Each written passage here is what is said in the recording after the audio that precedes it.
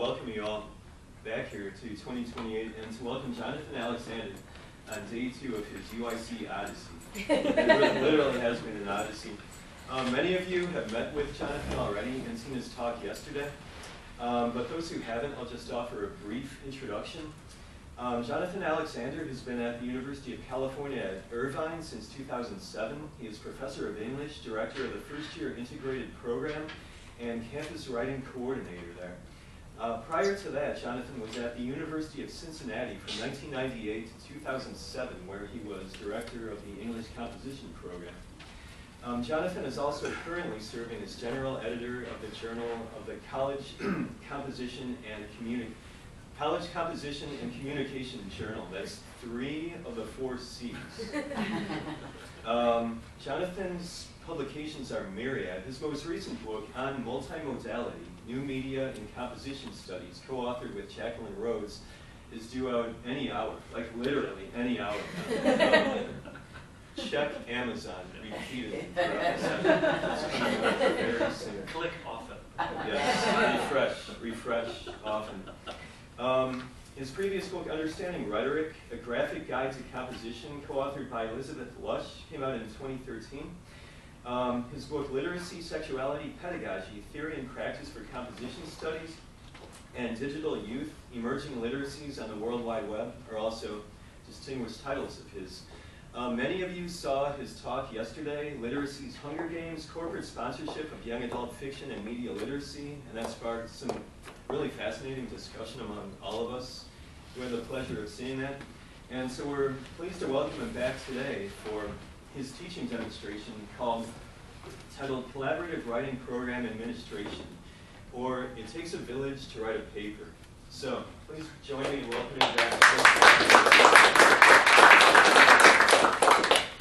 So when I was first talking to Walter about this part of the programming, he cast it as a sort of administration philosophy hour.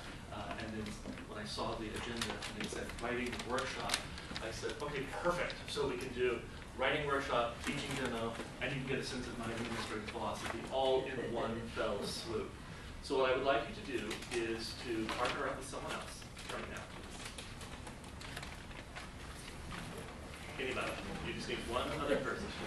All right. So it's on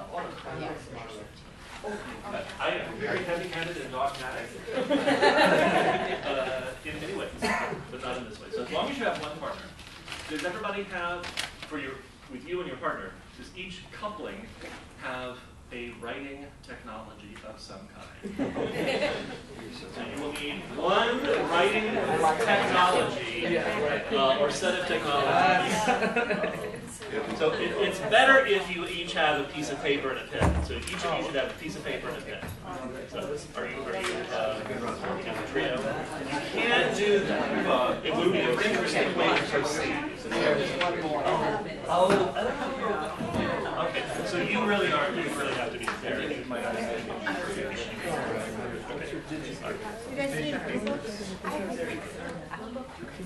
So what I would like us to do, and we're going to do a very, very truncated version of this. This is an exercise that I frequently do with my first-year writers. This is also an exercise that I do with my graduate students who are teaching writing for the first time. So pretty much every fall for an interminable period of time, I've taught the teaching writing practicum, which on my campus, both actually at the University of Cincinnati and at the University of California, Irvine, has been a combined theory and practicum course in which students, graduate students who are teaching writing for the first time, read works in the field of composition studies, read research-oriented works, but then also discuss how those works can be mobilized, how research in the field can be mobilized in the teaching of writing. And so one of the things that we do early on with them is the exercise that we're going to do right now. In a normal class, we might take 30 or 40 minutes to do it. We're going to try to do it in 12 and talk about it. And this is a way to kind of introduce writing, peer-to-peer and collaboration, and genre all at the same time. So those are very important parts of our writing process, both in Cincinnati and now Irvine. Collaboration, peer review, and genre in So what we're going to do is an exercise called paired fiction writing. And you're going to write a story. Any story begins, of course, well, maybe not any, most begin with setting, with a place. And so what I'd like you to do very quickly, and I'm only going to give you 2 minutes to do this, is to very quickly start sketching out a place, a setting that you just imagine. Could be any place, any setting. Don't introduce a character into it, just introduce a setting. Start describing a place. Any place. Real, imagine, fantastical. No, you do it on your own. So this is just you. Just you. Just you. Very quickly. Even if it's just a couple of sentences. As quickly as you can. Don't even think about it. And no talking. I may have lied. I lied. Sketch out as quickly as you can.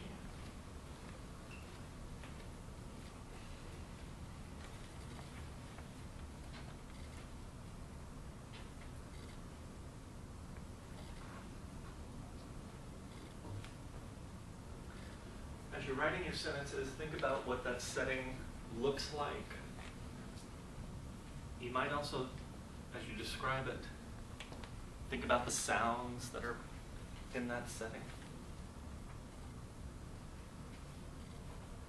Consider some of the smells even. What makes a place vibrant? Are the things that could be touchable, sensible?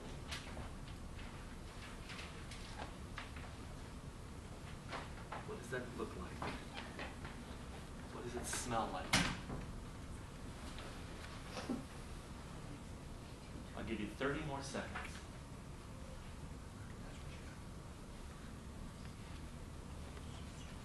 No confirming.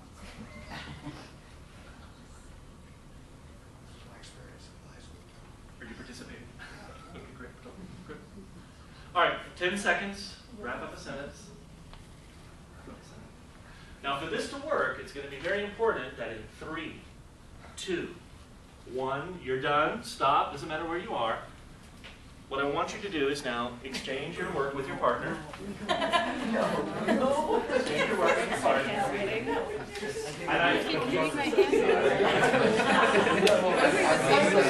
All right. Not too much talking. We're sharing through writing. So any good narrative, right, might begin with a place, but it also has characters. And so what I would like you to do now is introduce a character into your partner's place. So now, having read the place, I'd like you to introduce a character into it. And I'll give you about 2 or 3 minutes to introduce that character. No conferring.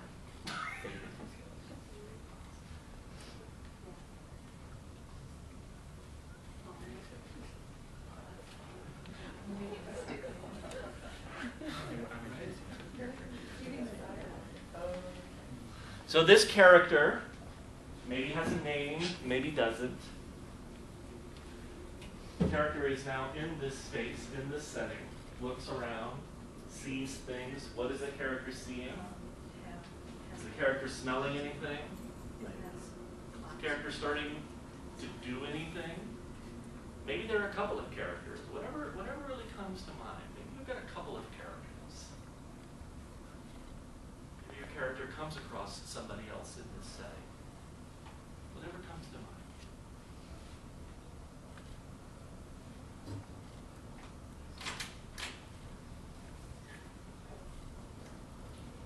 Ominous to walk in a room that's quiet like this. I'm sure they're putting everybody to work on you.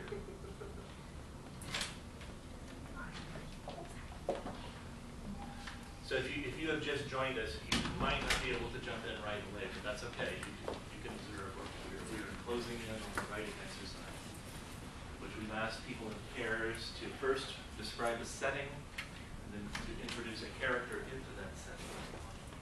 Take 1 more minute. What is your character doing?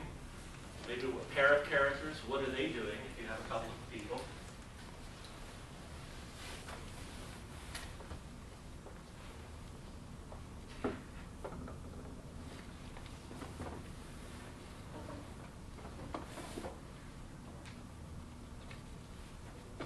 Closing in on 30 seconds, no pressure.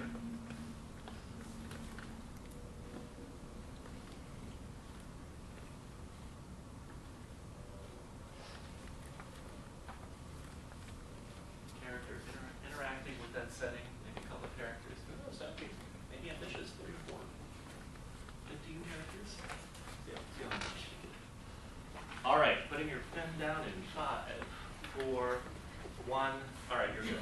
So exchange back with your exchange back with your original with your partner.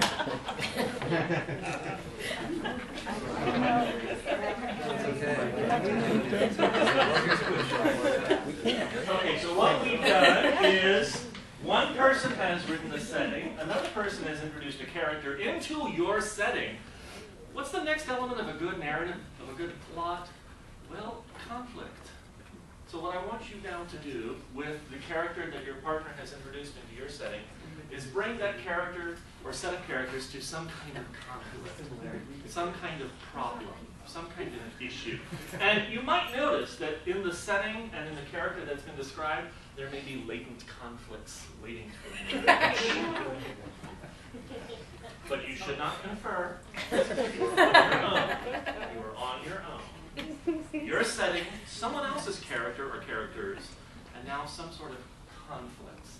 It's a good plot device, right? Freytag pyramid, ramping up the conflict. What's happening? I'll give you 2.5 minutes for this one. Oh, no.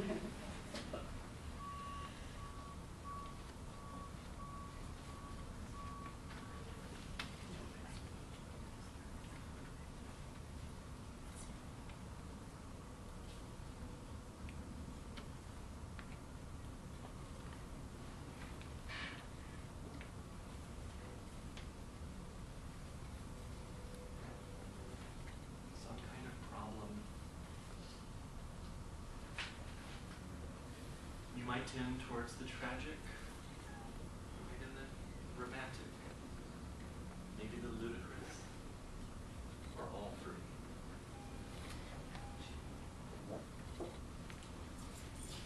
What's happening to the character or those characters in that setting?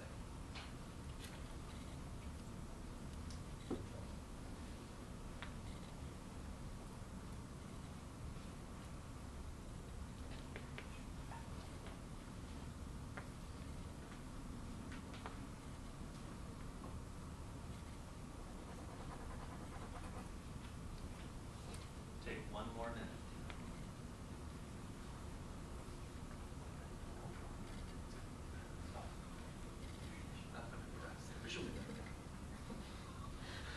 Right in this design.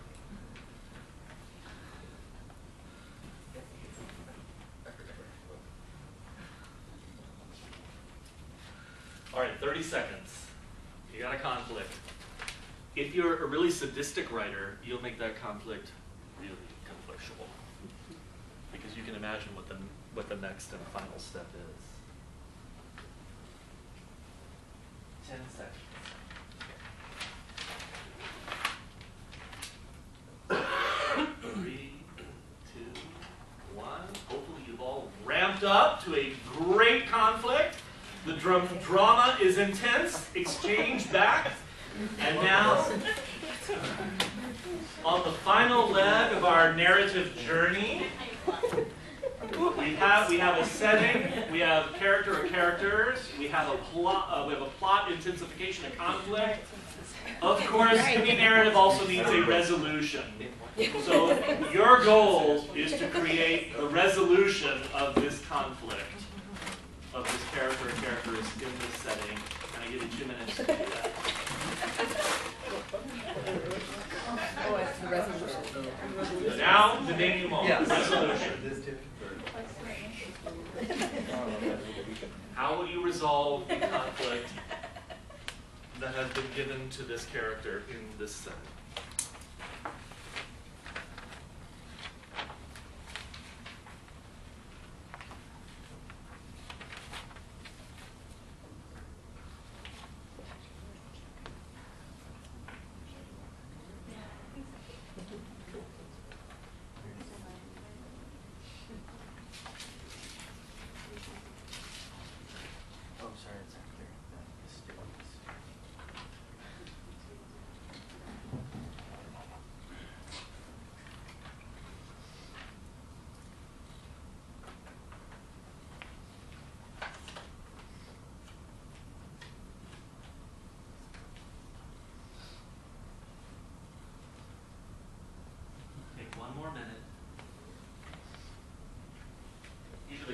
point, especially since we're doing this in such a truncated way, the Deus ex machina frequently makes a strong appearance, but that's okay.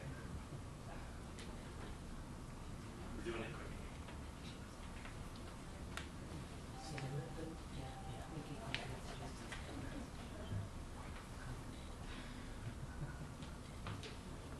All right, 15 seconds.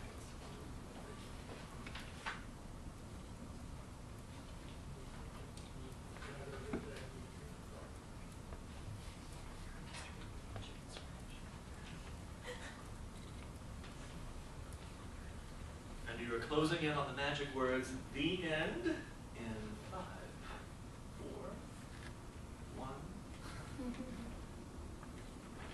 You good? Everybody resolved?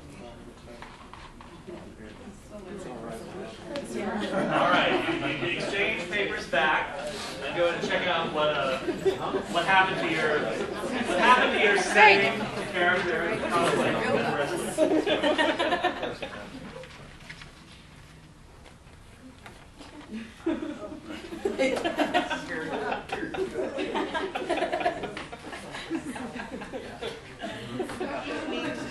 Of course.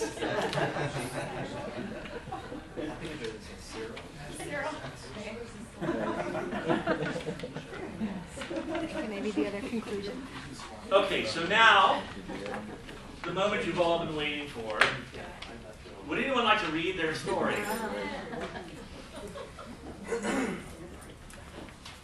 I'll volunteer someone else. You're volunteering.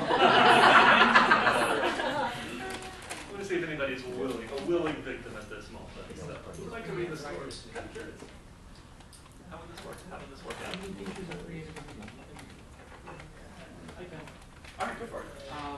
So I must admit that I started and you said sketch out, and so I took that literally and did not use sentences for the That's fine. location. That's okay. So I just used words. Loft, urban, post-college, media, furniture, mishmash, high ceilings, covered windows with art paper, chaotic. My mother walks in, a bit frazzled by the Chicago crosstown traffic, followed by my father, not quite knowing what to say. They're not comfortable with my living this way, and they can't wait to take me out to the brew pub and get back to their hotel to watch Monday Night Football. Unfortunately for them, I chose this visit to introduce them to my expanding culinary skills, which now does not involve ramen noodles. Also following close behind their entrance was my current date that they were not expecting. I offered wine to start the evening. They never actually met an Asian American woman before, and they were stiltedly polite. My mother warmed up and chatted freely when the first glass hit. And my father talked to me about football. Not a great start, but not a bad start. Thank you for sharing. That's good. Anybody else? Go for it. Okay. We're on Jupiter, which looks something like a post-apocalyptic hellscape. With yellowed ash and meteoric dust. There's no sound. A shadowy figure, most likely male, is standing motionless among the ash and dust. He holds a scythe-like object in his right hand. Out of the vapor, concealing the vast nothingness of space, a woman appears. She is older, in comfort shoes. She wears an apron. He sees her.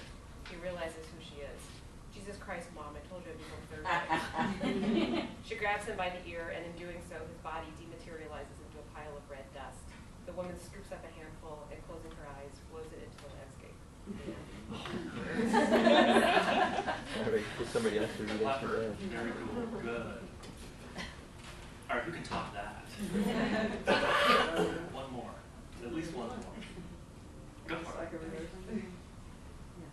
Yeah, I like what you did. Okay, so here's the setting. The floor of a forest in the summer months, felled trees around, early morning sun shining, smell of pines, sounds of the forest waking, chopped wood, splintered cones littering the ground.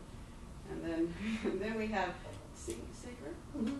Sigrid stands by the water. There was water too in the background. Does she hear something, see something? Smelling the pine, she inhales deeply, glad to be out of the city and finally alone. There again, it seems like something may have moved. Was it a bird, maybe a brown hawk, the endangered kind for which the area was famous? As she scans the pines around her, she feels her eyes wanting to. And suddenly a small angry bird swoops down at her, clipping the back of her neck. She swooshes the bird away, only to have two more come at her. She turns around quickly and runs, the birds following her, attacking her more and more furiously. She looks up. She looks up after tumbling over pines and realizes she has no idea where she is or where she left the child she was carrying. Somewhere in the distance, she heard the wail of the daughter she thought she always wanted. The daughter she thought she always wanted, but now, having had the sole charge of for 3 months, realized she lived only to be free of. And here was her moment. No one would know. Never they would know. Anyway, she could just walk in the other direction. As she turned, she felt free for the first time since she did the original day of the pregnancy test. Very nice. Good. Okay, so I hope you enjoyed this exercise, and there are many reasons why we introduced this to graduate students early on in the practical training, and an exercise that we encourage them to do with their students early on in their first year writing courses. Reflect for a moment. When you were doing it, affectively, what was the room like? I heard a lot of laughing. What else did you encounter as you were doing this? It was just very focused, energy. People were very interested. Mm-hmm.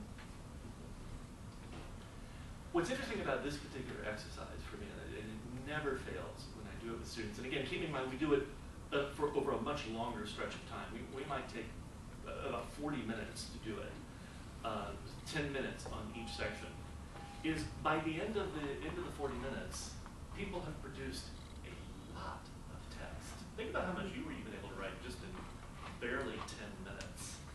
Now granted, you're all trained writers, you're all professional writers in many regards. For a first-year student to be able to generate this amount of text, sometimes it's 500-600 words that they individually have written within just a short amount of time, is very eye-opening, it's very revealing. And then they actually have fun doing it, generating text. There's often lots of laughter, lots of enjoyment. It's a challenge, but it's a fun challenge, and it taps into a kind of interest in narrative and predisposition to enjoying narrative that most people easily crave to. So the generation of text is really important. Giving students the sense that they can generate a lot of text very quickly with just a few simple guidelines. But more importantly, the paired nature of this exercise is extremely significant for us. Because not only are students generating a lot of their own text, but they're willing to go into somebody else's text. In fact, we invite them, we make it possible for them to go into somebody else's text and begin working with it, and begin expanding it and pushing it. And so immediately at the beginning of the term, for both undergraduates and for the graduate students, sets the tone that writing is something, especially when we're working on writing, developing our own writing skills, writing is something that we need to be able to do collaboratively. We need to be able to go into each other's texts. We need to set a tone for appropriate peer review, a willingness to jump into somebody else's text, make comments, and in this case, not just make comments, but jump off from someone else's ideas. To use writing and the writing that we are given to generate our own ideas. There's always that interesting moment when you first exchange the paper. You're like, oh my God, I've written this setting.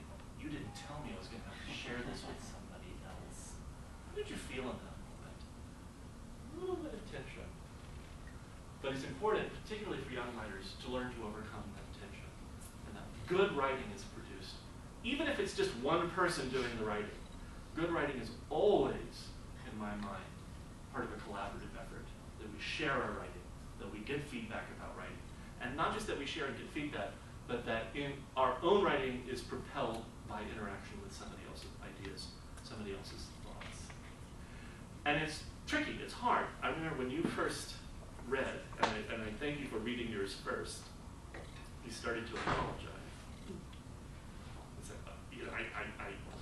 you didn't want to get the assignment wrong. And that's an important moment. That's because I was criticized when I passed it over. Excellent, excellent dynamic. Now imagine that. Your students are feeling that state, right? That is the moment they have to get over, is the moment of, and I'm always telling students, don't apologize for your writing. Because it's so easy, we do it all the time. We're always apologizing for the writing that we do. And so this kind of assignment helps to set a tone of, okay, we're going to be sharing writing. We're going to be writing together. We're going to be thinking together. We're going to be propelling each other's thinking through writing. And so that's an important moment. So all of those ways of kind of doing this work, sharing the writing, using writing to generate, using each other's writing to propel our own thinking, understanding writing as a fun activity, right?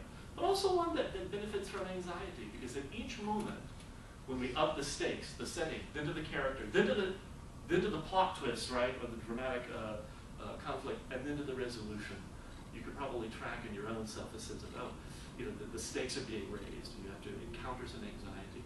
But then yet, in the process, in doing it, you confront that anxiety and continue to move on.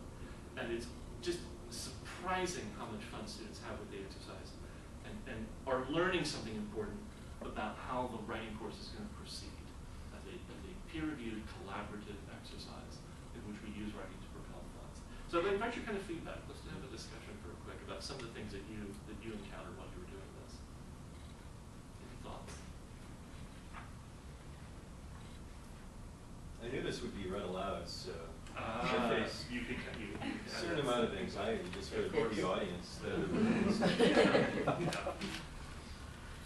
And imagine students have that, of course, so much more so. But this is fun, right? It's fun. Knowing what you knew, did you write differently than if you knew it would not? Actually, I did not know that. I had a hunch that it would be read aloud. So did But you kind of like on that self-edit? hunch, yeah, I did. Yeah, tried to make it witty.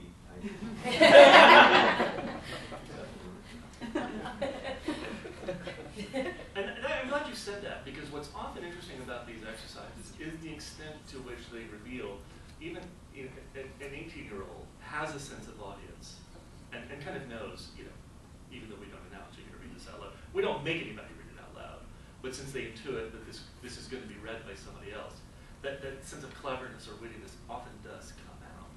And that's an important moment about audience awareness, about thinking about how are you presenting yourself creatively, and the desire to present oneself as creative, as smart.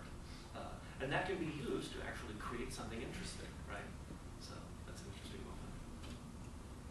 I'm always amazed that when people read them out loud, one begins to lose track of who wrote what, when. That when you read it, and this happens very much so with the longer pieces, when you've got 500 or 600 words in a shot. It's like, you can kind of tell when the character and when the plot shifts, etc., but that there is a weird sort of fluency that picks up, and that students are able to write through.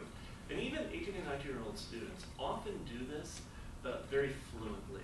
It's like they begin to forget that they're writing for performance, get into the actual narrative, want to be witty, want to be clever, and then propel it.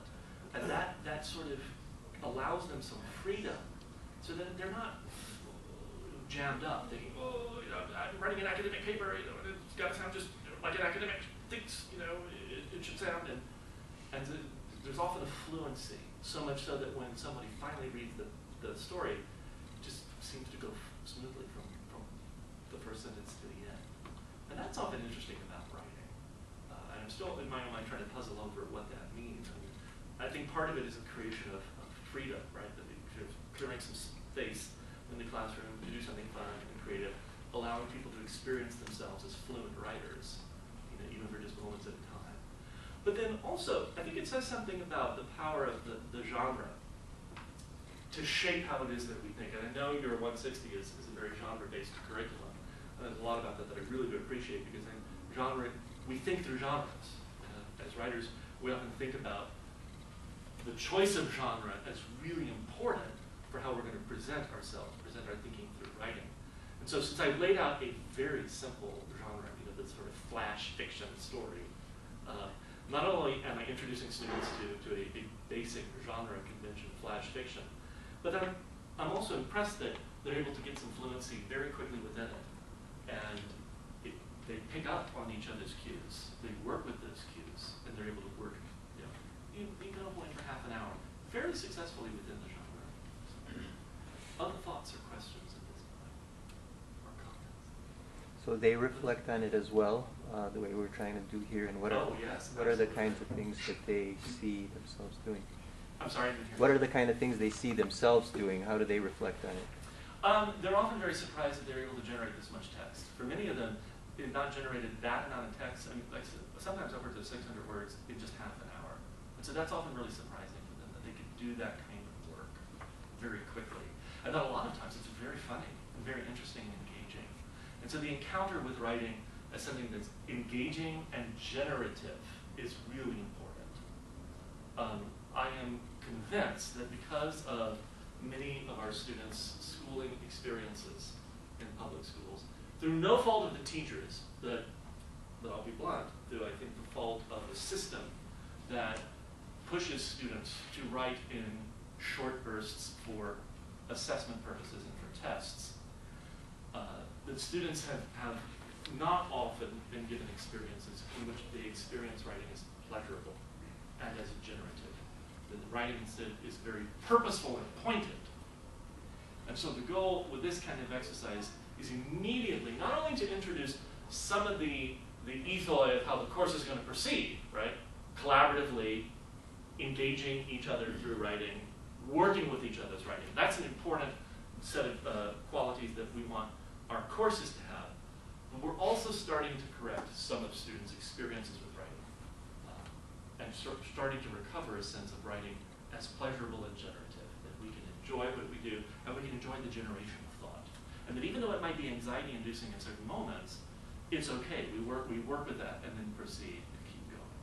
Yes, please. Or do you build this into a class where Yeah. where students work in teams and kind of work toward more scholarly group author papers? Absolutely, yeah. Yeah, and in fact, all of the students in our first course, so the equivalent of year 160, will at some point during the course do group presentations on a topic. So they will be responsible for working together to do a group presentation and then present that presentation to the class as a group. And we think that's really important to kind of follow up in a more academic way on the kinds of principles of textual and thought generation encapsulated in this exercise. So, Does a paper company, does the group produce then a paper for the teacher? they produce a Summary variety, yeah. of the procedure? They do. They produce a So variety of process on documents. process. Yeah, absolutely. We want them often to produce a PowerPoint presentation Right. and reflection on the construction of that PowerPoint I've presentation. used that in my 160 classes in the past, and what I found is that usually one person takes over the writing of it. It's often the case, but you know, the people gather in yeah. information, and one Yeah. person becomes the. Which is not necessarily uncommon at all, and the students need that experience. Right? I mean, we often say that that's a reason not to do group work, but it's important for students to experience that that's actually how often groups will work, that someone will be the point person. Although we want to know, of course, how each individual is contributing ultimately. So that becomes one thing in the It's just larger one class. Yeah. Other thoughts or questions? Yes, please. I'm curious, have you done a version of this with a different genre? And one of the things I'm thinking of is here, like with fiction, all the students can be masters sort of the content, because they can all sort of tell a story right in the idioms and language that they know. When it comes to, like our 161 class, we're engaged in an inquiry, it's completely different than they're used to, not just besides the content, the language, and so on. It's hard to sort of parse out what's a writing issue and what's a comprehension issue. That's interesting. I haven't really thought about doing that in terms of it. Well, that's not entirely true. I mean, we will often have students kind of work through arguments in this dialogic fashion. And I think the interesting thing about working through an argument and teaching students how to be sensitive to alternative views, counterclaims, et cetera, is to do this kind of exercise.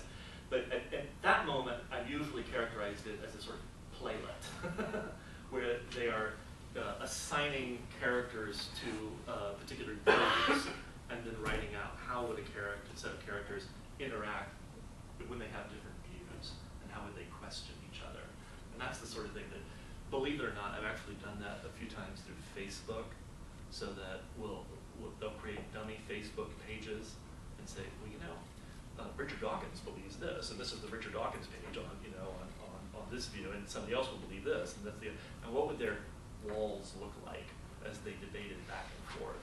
And students are shockingly engaged by that kind of thing. You know, it's almost too easy, but it's a different way to kind of use the power of narrative to narrate out a debate as a way to generate for students how they might proceed when they write an academic essay. What's the story of the essay, in other words? And how do we give an accounting of different moves, different claims and counterclaims within that essay? Other questions or thoughts?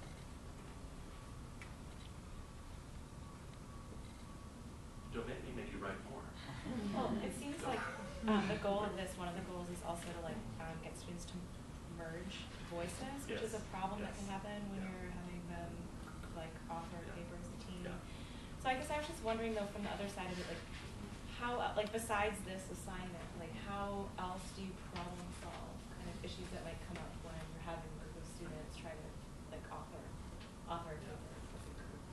So like, I mean, I can see how this would really work in kind of setting the stage for that, but how do you, like, I guess what other kinds of things do you do to kind of help them move through the more practical issues of what it might mean to like blend voices? To blend a voice, that's pretty advanced work in a lot of ways, and I have to admit, beyond this and we're having students do classroom presentations, a lot of their own work is just their own. So we don't necessarily have students do full-on collaborative papers at an advanced level. The goal of this would be really to get them comfortable going into each other's work, right? And so kind of prompting that.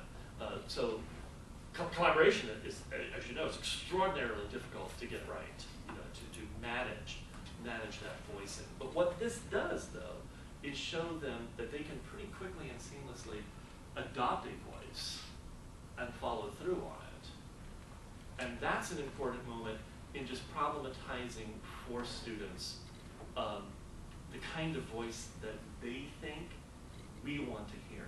And so I rely a lot on, probably many of you have read Bartholomew's Inventing the University. This is one of the very first essays that we get our graduate students to read. And in this essay, Bartholomew argues that what a student brings to the table in any college writing course is this phantasmatic sense of what you as the instructor want to hear. And that an intrinsic part of writing instruction is to constantly problematize their vision or their view, their sense of what you as the reader of their work wants to hear. Many of you probably get papers much like I do. This highly garbled prose, overly jargony, convoluted prose. Time and again, we'll ask students to not only submit the essay, but then to submit a cover letter that introduces the essay. The cover letter is often so much more cleanly written and so much more elegant than the actual garbled prose of the paper. Because what the student believes is that I, as a professor of English, want that garbled paper, which is a little humbling at times, because they think, what's they think about academic discourse? And so Bartholomew suggests that we are constantly working against that imagination that they have of us and what kind of reading we want to do. And so we work with it again and again to pull apart that imagination. So is the solution supposed to be to give them a better idea of what we really want, or to get them to stop worrying about what we want? Probably a little bit of both. I mean, I believe in modeling a lot. And so one of the things that for me is really important about teaching writing is teaching reading. And so I'm constantly giving students models of the kinds of things that I would like them to write. And hopefully models that are just cleaner. You know, we don't start with Derrida. I don't want anybody to write like Derrida. I don't really want Derrida to write like Derrida. But that said, you know, we give them models. But it's the awareness that if you're going to write for somebody, you do need to have a better sense of what they're expecting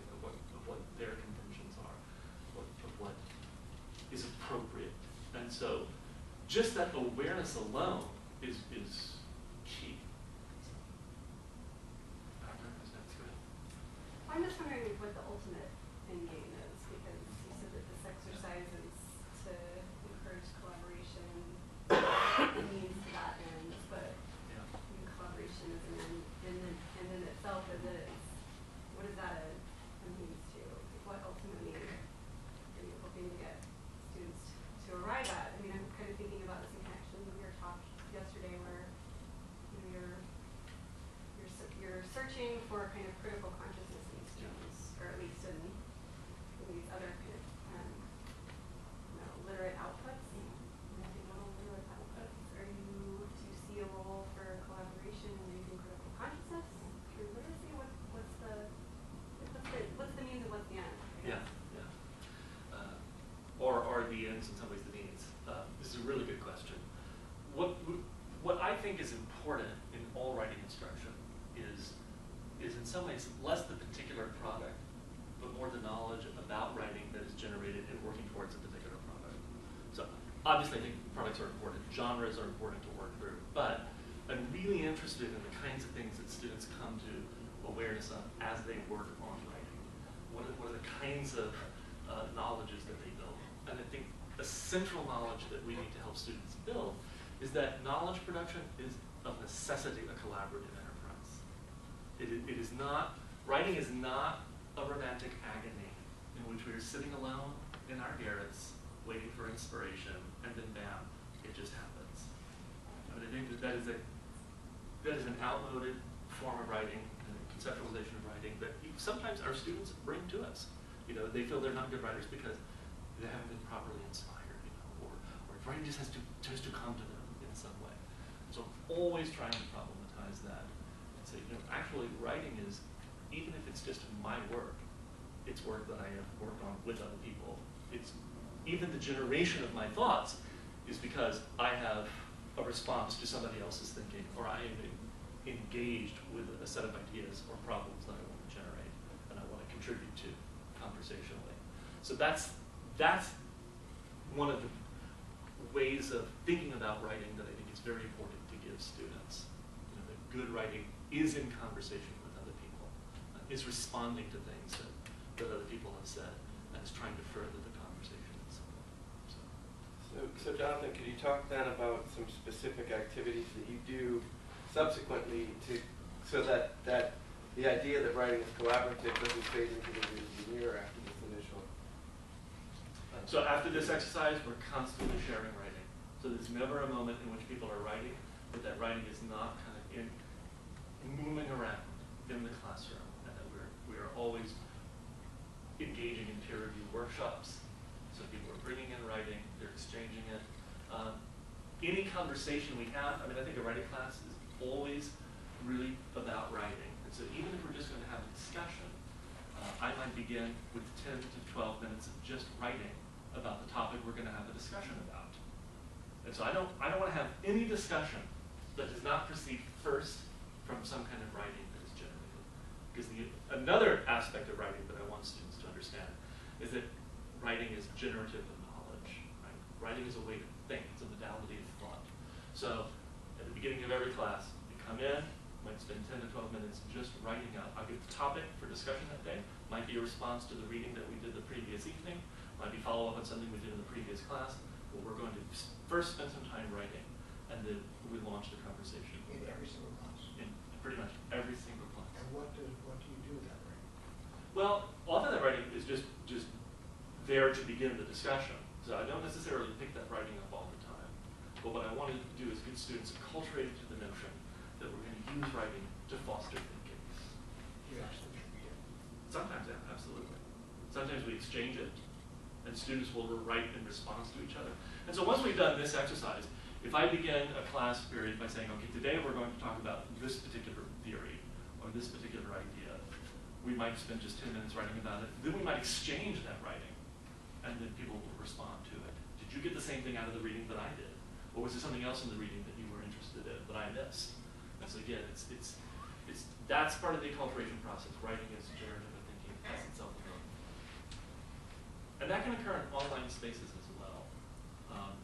the goal, the sort of question that you're asking, I think, if I could put words into your mouth, is to what extent is this busy work?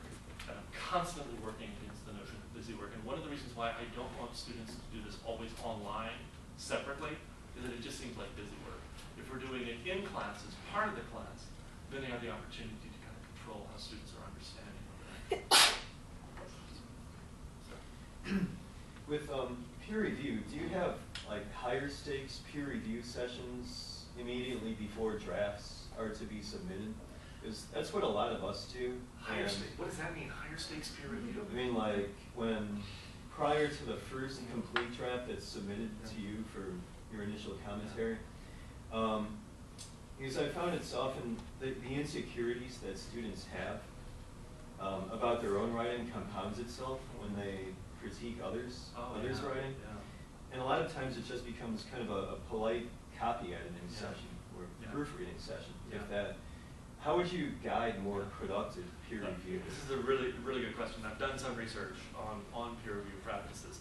And I'll say that probably for the first 10 years of my career, I thought peer review was the kind of bullshit thing that we did. Not to put too fine a point on it. It was like, wow, this is a waste of time. Because I'm having people exchange papers, and I realized I'm asking non-expert readers to try to pretend to read expertly their colleagues' work. And so I don't do any global peer review. I don't do for me it is not appropriate. I don't expect a non-expert reader or writer in the genres that I'm working on with them to expertly read somebody else's work. Instead, every peer review, and we do lots of small peer reviews throughout the course of the term, is focused on a particular writing challenge that I want students to work on. So we might do an entire peer review session that's just on working on introductions, or that's just on the integration of quoted material into the paper. And so what I would begin with first is just maybe a 10-minute exercise which I'm talking about, and I'm looking at what a good introduction looks like, or I'm looking at what an effective integration of a quotation into a paragraph is. And then we do the peer review specifically on that. But first they have to be guided. It's about attuning students' attention to the writing task that you want them to focus on. And then we have much more successful peer review because they're able to provide more concrete feedback about a particular writing issue. It's just so much more successful. So they would never peer review a whole paper? Rarely peer review of the type. Yeah. It's just students who don't know what to say, and then it often devolves into, oh yeah, sounds good, or you misspelled this word. It's not focused. Yes. Because I teach the developmental courses for students at the lowest level, I use peer review a little bit differently because I allow them to work on it before they produce a draft, they peer review, and give them guidance and a question. Then they have a chance to use that and come up with a second draft, go through it again, and then I see it. So it gives them a chance to work collaboratively. But I found that unless I'm very specific with what I want them to do exactly, more closer to the modeling, does your part, I make them a number of paragraphs, where do certain things appear based on the set of instructions, and based on the task. It's a waste of time. But the more specific I am, the more they tend to help one. That's right. Yeah. I mean, if they actually can see what I'm trying to, and that's always the hard part, because I think I'm making myself clear, but I find that at times you don't get it. Now I'm going to try to blow your mind, because it's well, I always like a challenge. Because we did a peer review, set of peer review research protocols at Cincinnati, and I worked with a professor of reading who does eye tracking. And eye tracking studies are a really interesting way to get information about what people are paying attention to. And so we invited students to come in, sit in front of a computer, and read a very short paper that had been written by a student that had some errors in it. There are a couple of odd things. Some words were weirdly capitalized. There's some other mechanical errors and things of that nature. And we tracked, with an eye tracking technology, where their eyes were at any given moment, down to the millisecond. And so we could generate a report that showed where their eyes were pausing while they were reading.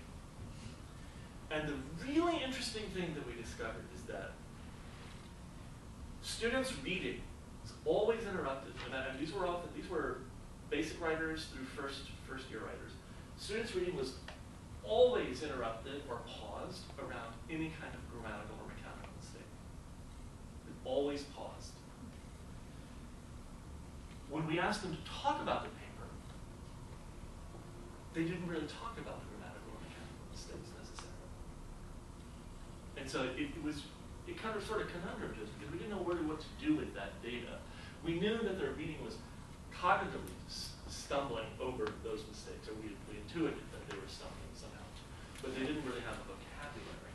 And so what we ultimately theorized is that it's probably, particularly for basic writers, it's maybe not such a half bad idea to ask them when they're doing peer review, first to try to identify, even if they can't describe what's wrong, where is their reading paused over some sort of grammatical issue, just as a way to kind of generate some basic sort of knowledge about how reading can be interrupted by oddities. Were they trying to work their way through to get some kind of understanding where the roads weren't connecting, they were trying to fill in the blank? I think that's exactly what was happening.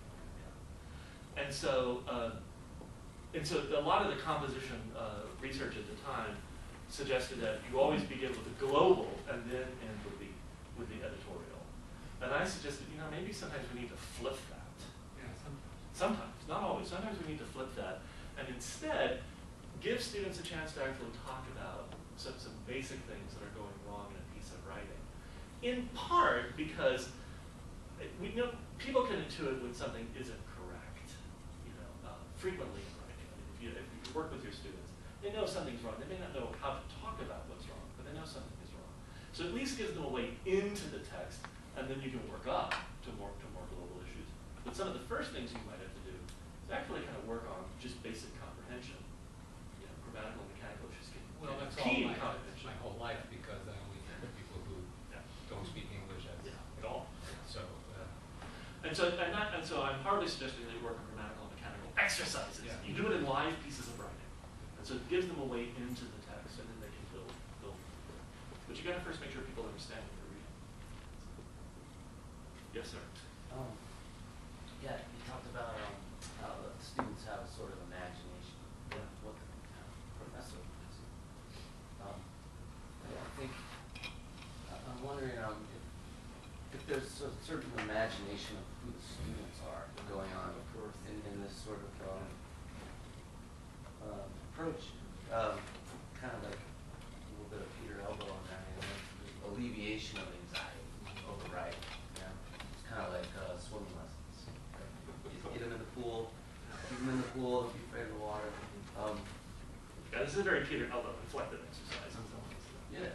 A question, I guess, because you taught at Southern Colorado, which is in Pueblo.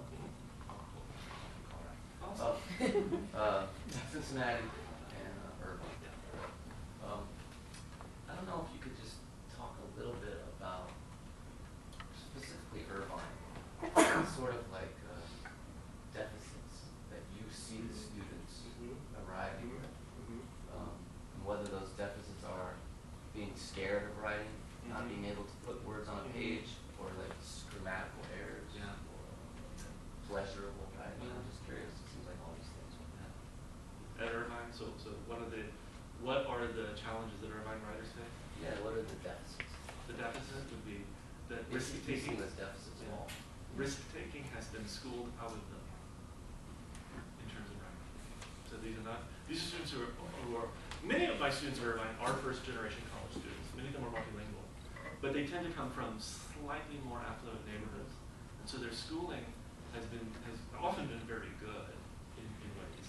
It's been very moneyed, very financed, but the end result has been that they arrive on campus and don't necessarily understanding writing as risk-taking, as the possibility for really taking risks with one's thinking. And so that often contrasted.